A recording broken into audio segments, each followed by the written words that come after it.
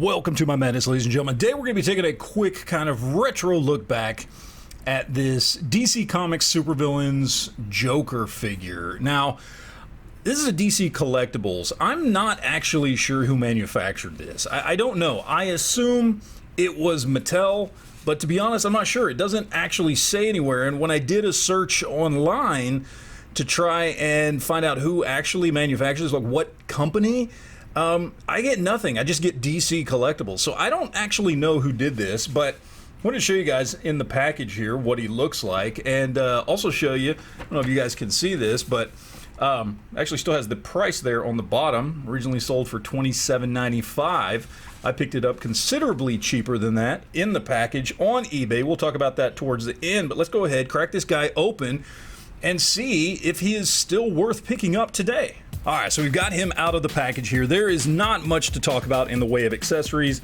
He does come with a butcher's knife, and that is it. So just a big kitchen knife and nothing else. As far as articulation goes, it is not great. However, not horrible. I've certainly seen worse. Now, first and foremost, no torso articulation whatsoever. No waist swivel, no ab crunch, no nothing across the board. As far as the arms go, he does have the ball joint up here, which is a little bit restricted because of the sculpt of his arms with the jacket.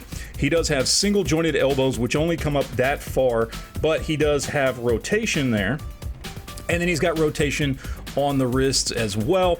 As far as his hips go, I mean, they're pretty good. There's ball joint hips.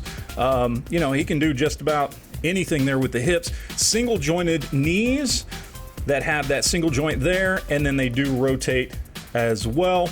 And then as far as the ankles go, there is a little bit of movement, but not much.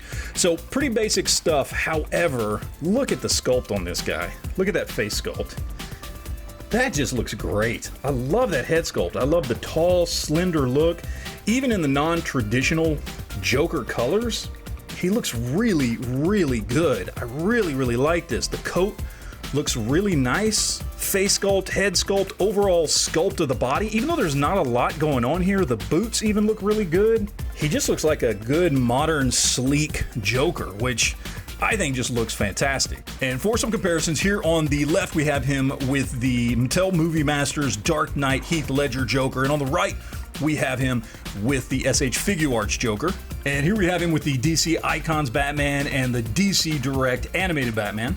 And here we have him with a DC Universe Classics Batman and a Mattel DC Multiverse Red Robin. And finally, we have him here with the DC Superheroes Batman and the McFarlane 7-inch scale SDCC Nightfall Batman exclusive. So now let's talk about whether or not this thing is worth it. Now, I picked this guy up on eBay for about $23 with shipping included. Now, I see him going out of the package for as little as 12 bucks, sometimes with, sometimes without the butcher knife, but still in really good condition for, again, as low as 12 bucks on eBay. This is not an expensive figure to get a hold of, and I think it's a really, really good looking Joker figure. In fact, I think the only downside to this Joker figure is if you exclusively collect things like DCUC, DC Superheroes, true 6-inch scale figures. He is more of a 6.5-inch scale figure, more of a Marvel Legends sized character, which kind of puts him right in between something like DCUC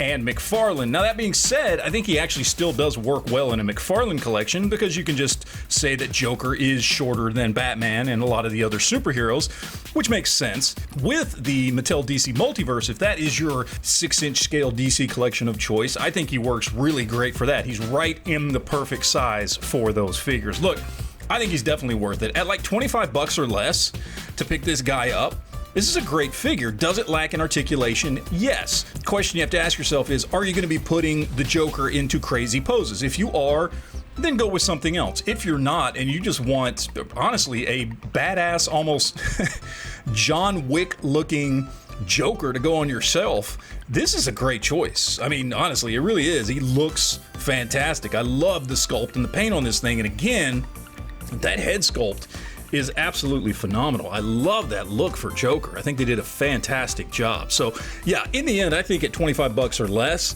I think he's totally worth picking up, and I'm very, very happy that I was able to get a hold of him. So that is it, guys. Thank you for watching, and always remember to enjoy your collection.